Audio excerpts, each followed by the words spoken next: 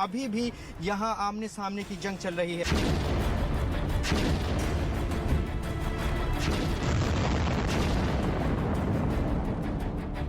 Active war zone बना हुआ है जहां यूक्रेन और रूस की सेना लगातार उनके बीच में जंग चल रही है।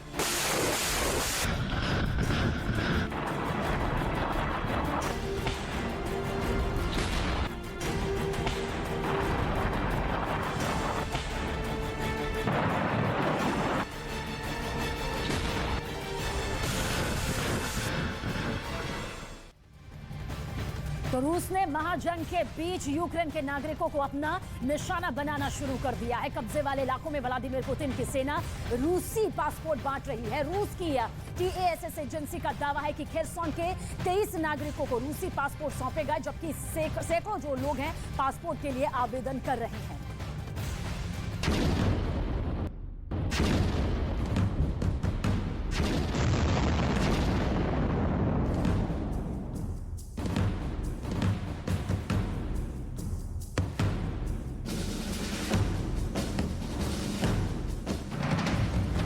जंग के बीच पुतिन का नया माइंड गेम।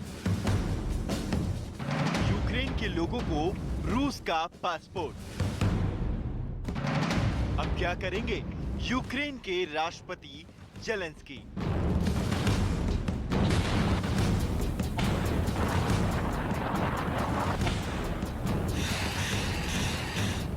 यूक्रेन में दक्षिणी इलाके पर कब्जे के लिए भीषण जंग लड़ी जा रही है। इस बीच रूस ने अपने कब्जे वाले खेरसोन और मारितोपोल में रूसी पासपोर्ट बांटने शुरू कर दिए हैं। पासपोर्ट लेने के लिए लंबी लंबी कतारें लगी हैं। Это в моей жизни исторический момент, великий исторический момент происходит. Это не только радость моя, я думаю, много. रूस के सैन्य नागरिक प्रशासन का दावा है कि खेरसोन में 23 लोगों को रूसी पासपोर्ट दिए गए हैं, जहां रूस ने मार्च महीने में कब्जा कर लिया था, जबकि सैकड़ों लोग पासपोर्ट के लिए आवेदन कर चुके हैं। По возвращению российского гражданства жителям Запорожской области идет рекордными темпами. Быстрее, чем она шла в республиках Донбасса. Ежедневно приходят тысячи человек в паспортный стол. Ежедневно обрабатывается более сотни анкет с... खेरसोन में ज्यादातर लोग रूसी भाषा बोलने वाले हैं और वहां के लोगों का रूस से काफी गहरा रिश्ता भी है। और यही वजह है कि रूस की सरकार खास गेम प्लान के तहत खेरसोन के लोगों को अपने पक्ष में करने के लिए उनकी दिल खोलकर मदद करने में जुट गई है।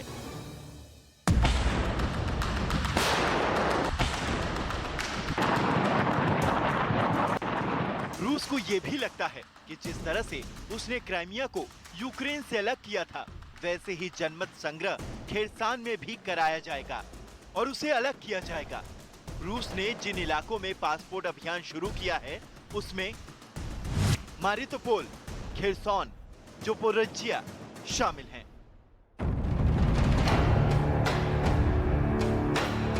जेलेंस्की की सेना को इस इलाके में सिर्फ रूसी सेना ही चुनौती नहीं दे रही है, बल्कि वहां रूस के कई समर्थक गुट भी यूक्रेन की राह में रोड़ा है। खबर है कि इन विरोधी गुटों के ज्यादातर लोग पहले से ही रूस की नागरिकता ले चुके हैं और उन्हीं के नक्शे कदम पर चलते हुए मारितोपोल और खेरसान में भी कई लोग रूसी नागरिक बनना चाहते हैं। इस बीच यूक्रेन के राष्ट्रपति जेलेंस्की का बयान भी सामने आया है और रूस के पासपोर्ट अभियान का कड़ा विरोध भी किया है। Півтора тижні. І ми насправді в цьому марафоні разом з Європейським Союзом в одній команді. І цій команді належить виграти, впевнений. Вже скоро отримаємо відповідь щодо статусу кандидата для України.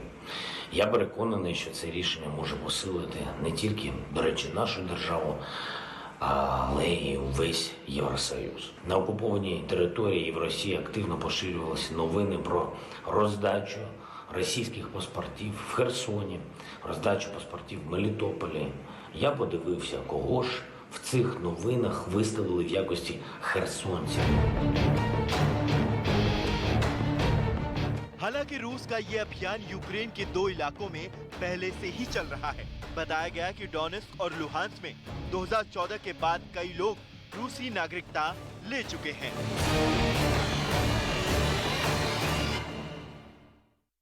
अमेरिका अब यूक्रेन से रूस की जंग खत्म करने की बड़ी शिद्दत से इंतजार कर रहा है, क्योंकि यूक्रेन की मदद करना अमेरिका को भारी पड़ रहा है। अमेरिका का खजाना धीरे धीरे खाली हो रहा है, इसलिए बाइडेन यूक्रेन को लेकर अलग अलग बयानबाजी कर रहे हैं। बाइडेन का कहना है कि अगर यूक्रेन के राष्ट्रपति ज़ेलेंस्की वक्त रहते अमेरिका की चेतावनी पर ध्यान दे देते तो यूक्रेन में इतनी तबाही ना मचती।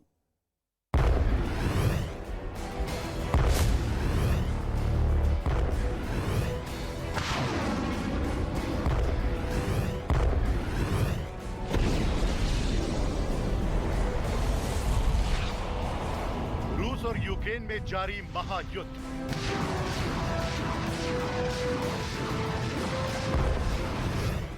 अमेरिका और यूक्रेन में दरार। बाइडेन का जेलेंस्की पर वार। यूक्रेन ने अमेरिका की सलाह क्यों नहीं मानी?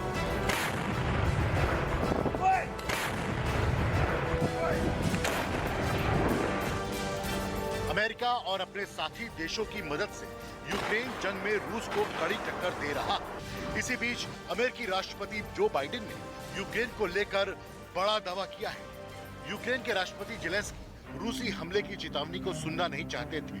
यूरोपियन देशों को भी लगा कि अमेरिका इसे बढ़ा चढ़ाकर पेश कर रहा है। अमेरिकी राष्ट्रपति बाइडेन ने यह बड़ी बात लॉस एंजल्स में यूक्रेन की मदद के लिए एक फंड रेजिंग कार्यक्रम में कही। बाइडेन यही नहीं रुके, बल्कि उन्होंने ये भी कहा, शुरुआत में कई लोगों ने सोचा होगा कि मैं बढ़ा चढ़ाकर बातें कर रहा हूं, लेकिन हमारे पास सूचनाएं और आंकड़े थे। जंग के दौरान रूसी राष्ट्रपति पुतिन हद पार करने वाले थे, ये भी जानकारी हमें थी, लेकिन जेलेंस्की इस खतरे के बारे में कुछ नहीं सुनना चाहते थे। राष्ट्रपति बाइडेन का यह बयान ऐसे वक्त में आया है जब जेलेंस्की के सलाहकारों ने रूस के खिलाफ लड़ाई के लिए अमेरिका समेत पश्चिमी देशों से और ज्यादा आधुनिक हथियारों की मांग की है। हालांकि अमेरिका लगातार यूक्रेन को आर्थिक और सैन्य मदद पहुंचा रहा है, जिसकी वजह से इतने दिनों से जारी जंग में रूस को मुश्किलों का सामना करना पड़ रहा है। लेकिन अब यूक्रेन की मदद करना ही अमेरिका को भारी पड़ रहा है, क्योंकि फिलहाल अमेरिका की आर्थिक स्थिति ठीक नहीं है और बाइडेन सरकार को अपने ही देश में यूक्रेन की मदद करने पर विरोध झेलना पड़ रहा है। रक्षा विशेषज्ञों का दावा है कि अफगानिस्तान में अमेरिका एक साल में जितनी रकम खर्च करता था, अमेरिका उतना खर्च पिछले 3 महीनों में यूक्रेन में कर चुका है। क्योंकि जंग जारी है तो आगे भी यूक्रेन की मदद करना अमेरिका की मजबूरी है, जो उसे महंगी पड़ने वाली है। यही वजह है कि अमेरिका ने यूक्रेन को लेकर अपने बयान पलटने शुरू कर दिए। रूस ने भी मौके को भांपते हुए अपनी युद्ध रणनीति में बदलाव किया और जंग को लंबा खींचने के लिए हमले कम कर दिए, जिसका सीधा नुकसान अमेरिका को होगा और अब उसका असर भी दिखना शुरू हो गया है। एक तरफ बाइडेन यूक्रेन के खिलाफ बयानबाजी कर रहे हैं, तो वहीं यूरोपियन देशों की मदद में भी कमी आई है।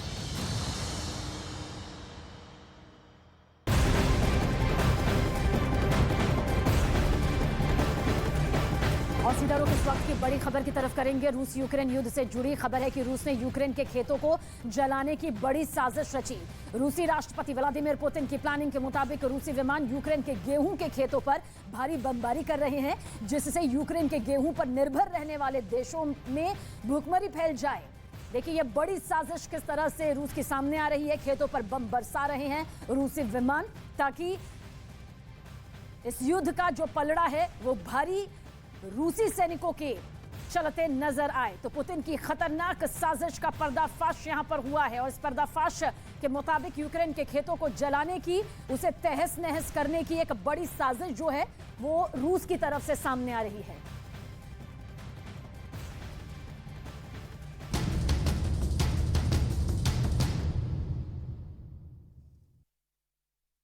काला सागर में निवाले का काल सामने आया है। ये ऐसा जल दैत्य है जो दुनिया के 6 अरब लोगों को भूखा मार सकता है। दरअसल यूक्रेन युद्ध में काला सागर जल अखाड़ा बना हुआ है। काला सागर में रूस के हमलों से बचने के लिए यूक्रेन की नेवी ने बारूदी सुरंग बिछा रखी थी। वहीं यूक्रेन को काला सागर के रास्ते कोई बड़ी मदद ना मिले, इसके लिए रूस ने यहां से जो माइंस का जाल है वो भी बिछा रखा है। लेकिन इस बारूद के जाल ने उन युद्ध पोतों का रास्ता रोक दिया जिसके जरिए अनाज दुनिया के तमाम देशों को पहुंचता है। 94 देशों की उस साइलेंट किलर का कितना खौफ है, इस स्पेशल रिपोर्ट के जरिए आप जरूर देखें।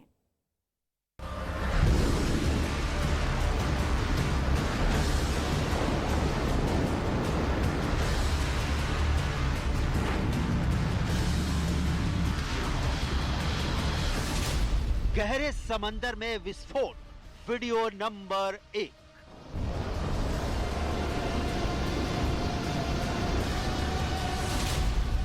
गहरे समंदर में विस्फोट, वीडियो नंबर 2।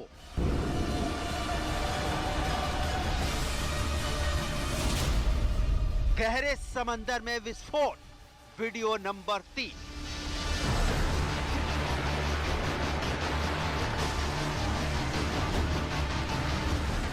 समंदर की अतल गहराइयों में बिछाई गई श्री माइन कुछ ऐसे ही दुश्मनों का काल बनती है।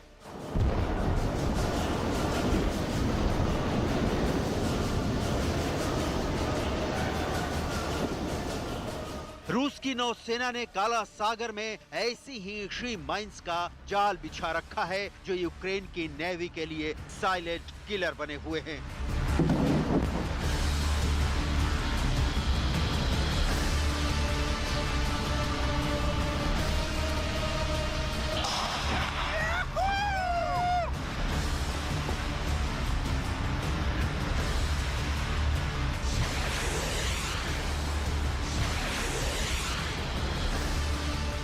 काला सागर में रूस के बिछाए सी माइंस का असर सिर्फ यूक्रेन पर ही नहीं है। इसके फटने के खौफ ने 6 अरब लोगों के निवाले पर संकट खड़ा कर दिया है।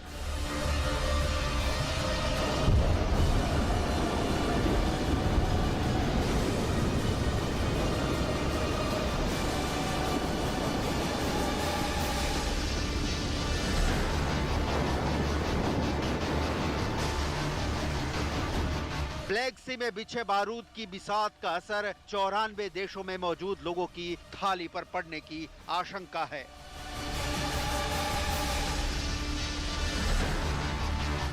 वजह है काला सागर की मचलती लहरों पर पुतिन की सेना का पहरा। ब्लैक सी में पुतिन की सेना का वर्चस्व है। ब्लैक सी से लगे यूक्रेन के सभी बंदरगाहों पर रूस की कड़ी नजर है। काला सागर के बंदरगाहों पर रूस की नाकेबंदी है। काला सागर के तट पर रूस से लेकर खुद यूक्रेन ने भी श्री माइंस लगा रखे हैं, जिनकी वजह से किसी भी युद्धपोत के आवाजाही पर कर्फ्यू वाले हालात बन गए हैं। रूस की सेना ने यूक्रेन की नेवी के मुकाबले पहले ही काफी कमजोर हालत में थी, लेकिन अब युद्ध के बाद रूस ने अपने पूरे ब्लैक सी फ्लीट को सुपर एक्टिव कर दिया है। काला सागर तट के चप्पे चप्पे पर श्री माइंस लगी हुई है।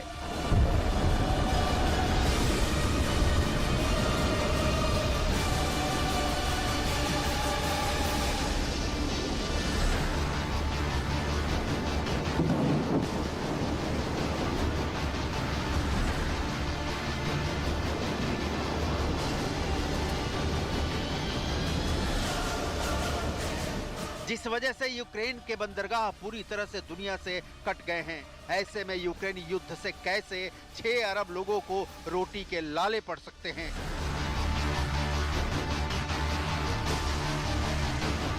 इस फूड क्राइसिस की पूरी कहानी बताएंगे, लेकिन उससे पहले इस संकट के जड़ में क्या है इसे समझ लीजिए। यूक्रेन के think tank centre for defence strategy के मुताबिक फिलहाल काला सागर में 6 ब्लैक सी फ्लीट जहाज और 2 पनडुब्बियां हैं, जो मालवाहक जहाजों की सुरक्षा के लिए खतरा बने हुए हैं। वहीं रूस और यूक्रेन के बिछाए श्री माइंस भी जहाजों के लिए काल बनी हुई हैं। काला सागर की लहरों पर रूस के युद्धपोत तैनात हैं। समंदर के अंदर पनडुब्बियां मोर्चा संभाले हुई हैं। साथ ही साथ साइलेंट किलर के तौर पर श्री माइंस भी मौजूद हैं।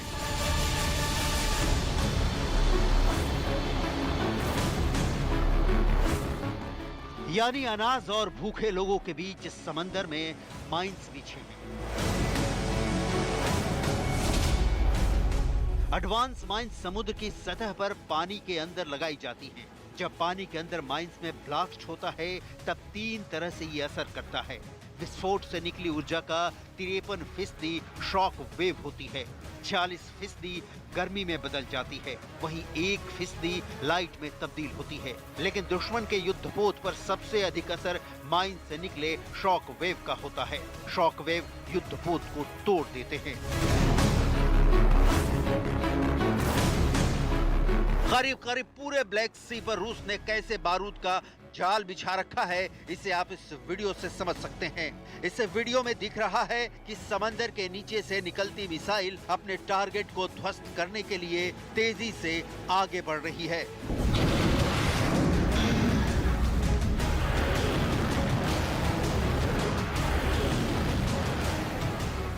समंदर, मिसाइल और सबमरीन से यूक्रेन को दहलाने का ये वीडियो किसी और ने नहीं बल्कि रूस की तरफ से जारी किया गया है।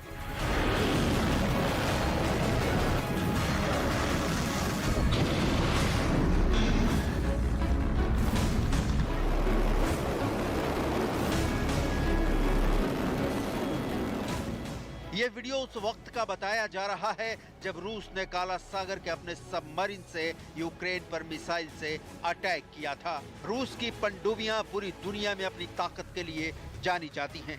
ब्लैक सी से यूक्रेन के खिलाफ पनडुब्बी से मिसाइल अटैक का ये वीडियो रूसी पनडुब्बी की ताकत का प्रदर्शन भर नहीं रहा। इसके पीछे की कहानी खुद दुनिया के सबसे छोटे समंदरों में शुमार ब्लैक सी है, जिस पर रूस का 300 सालों से दबदबा है। रूस यूक्रेन युद्ध के दौरान इस दबदबे को बरकरार रखना चाहता है, क्योंकि ब्लैक सी में नेटो देशों की दखल रूस के लिए मुसीबत का सबब बन सकती है।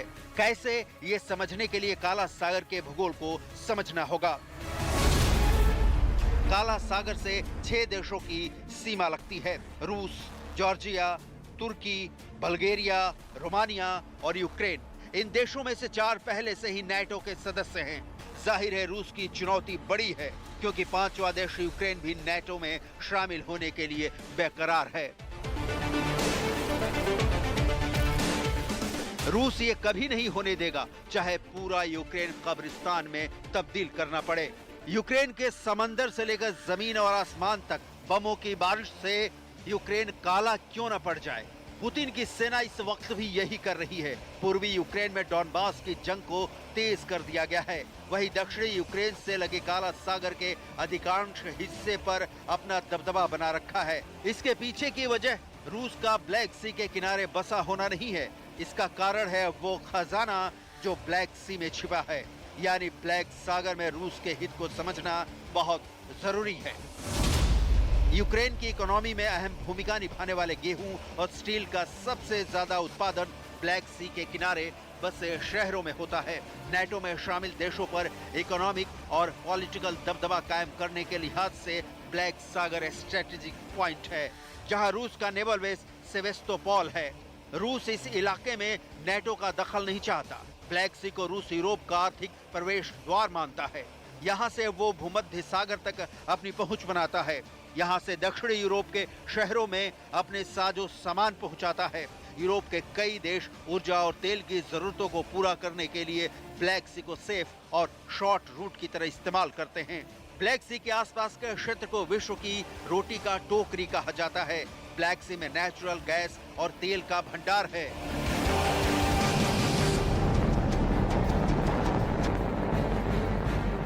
जाहिर है ऐसी जलराशि पर अमेरिका और यूरोप की नजर हो तो रूस यहाँ अपना कब्जा जमाना जरूर चाहेगा। लेकिन काला सागर की लड़ाई में अब 6 अरब देशों की रोटी पर ग्रहण लग सकता है।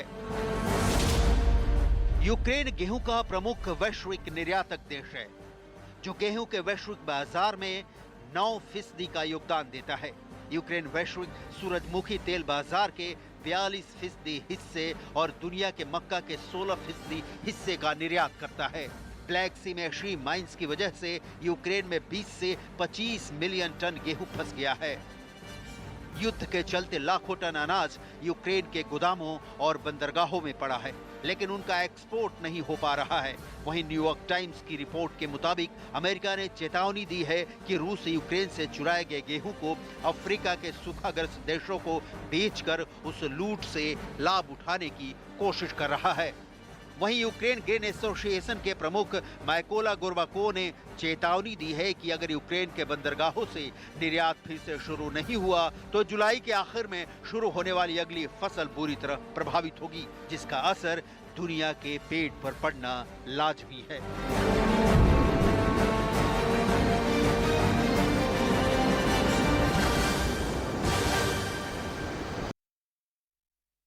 और इस वक्त यूक्रेन की वजह से पूरी दुनिया बारूद के ढेर पर बैठी हुई है। इसकी बड़ी वजह है यूक्रेन के राष्ट्रपति जेलेंस्की की वो फोर्स जिसने बाकी दुनिया तक युद्ध पहुंचाने के लिए बहुत बड़ा धोखा देना शुरू कर दिया है। सबसे बड़ी बात यह कि दुनिया की बड़ी बड़ी जांच एजेंसीज ने इस बारे में जेलेंस्की को पहले ही वार्निंग दे दी थी, ये चेतावनी यहां पर दे दी गई थी और अब वही सीन युद्ध क्षेत्र में दिखाई दे रहा है। हमारी इस खास रिपोर्ट के जरिए देखिए यूक्रेन का सबसे बड़ा धोखा।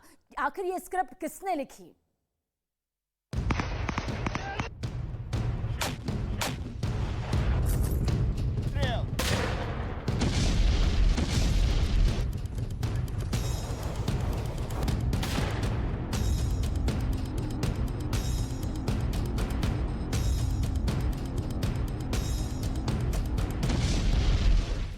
चाहे गोलियां बरसाती राइफल हो,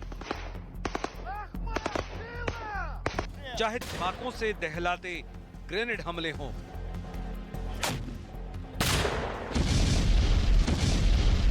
या फिर एंटी टैंक मिसाइल हों,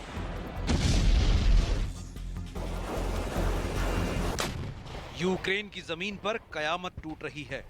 ये मुल्क ऐसे ऐसे हथियारों का अड्डा बन चुका है जहां इंसान को खत्म करने वाली हर मशीन पहुंच चुकी है।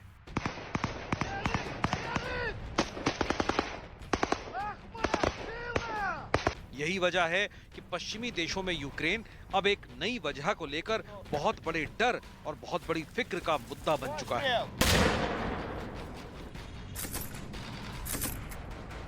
इस चिंता का नाम है ब्लैक मार्केट, हथियारों की स्मगलिंग, आतंकवादियों का कनेक्शन। और जब ये तीनों चीजें मिल जाती हैं तो कई देशों के लिए बहुत बड़ा खतरा पैदा हो जाता है। ऐसा दुनिया ने अफगानिस्तान में देखा है, ऐसा दुनिया ने अफ्रीका में देखा है, ऐसा सीरिया में देखा है और ऐसे कई देश अब यूक्रेन में चल रही जंग को लेकर बहुत डरे हुए हैं।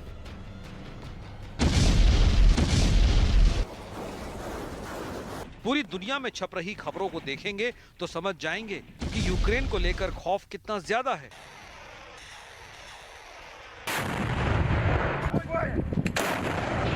अमेरिका से लेकर यूरोप और तमाम पश्चिमी देश यूक्रेन को सप्लाई किए जा रहे हथियारों को लेकर फिक्र में डूबे हुए हैं। अफ्रीका से लेकर एशिया तक हेडलाइन छप रही है कि यूक्रेन को दिए जा रहे हथियार अब आतंकी संगठनों के पास पहुंच सकते हैं। कई रिपोर्ट्स हैं जिसमें आरोप ये भी लग रहे हैं कि खुद यूक्रेन ये हथियार ब्लैक मार्केट में बेच रहा है। आखिर वो कौन कौन से हथियार हैं जो आतंकी संगठनों के पास आराम से पहुंच सकते हैं? इसकी फुल डिटेल देखेंगे तो आप चौंक जाएंगे।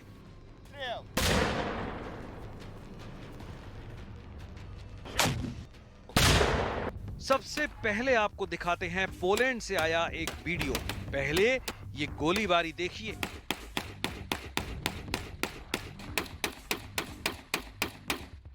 इसमें इस्तेमाल हो रहे हथियार देखिए। ये फौजी नहीं हैं, लेकिन अब यूक्रेन के समर्थन में लड़ना चाहते हैं। इनको हथियार कौन दे रहा है ये भी आपको बताएंगे।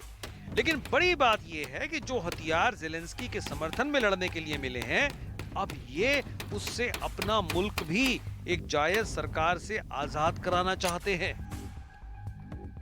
सबसे पहले मिलिए बेलारूस के फाइटर से। We understand there is a long journey to free Belarus, and the journey starts in Ukraine. Ukraine war will be eventually over, our war will just start. It is impossible to free the country of Belarus without driving out the Putin's fascist troops out of Ukraine. यानी Ukraine का युद्ध खत्म होगा तो एक और युद्ध शुरू हो जाएगा और इसकी वजह बनेंगे ये हथियार जो आतंकवाद भी फैलाएंगे और निर्दोष